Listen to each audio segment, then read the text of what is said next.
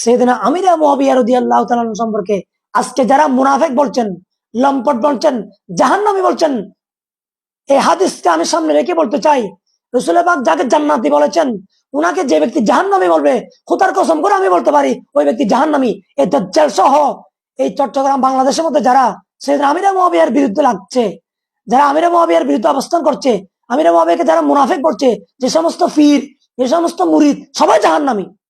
কারণ রাসূল পাক সাল্লাল্লাহু আলাইহি ওয়াসাল্লামের যে সংবাদ, রাসূল পাক বলেছেন আমির মুআবিয়াকে আল্লাহ তুমি আল্লাহুম্মা ইজআলহু হাদিয়াম মাহদিয়া ওয়াহদি বিহি, আমির মুআবিয়াকে তুমি আল্লাহ হেদায়েত দান করো, হেদায়েতের উপর অটল রাখো।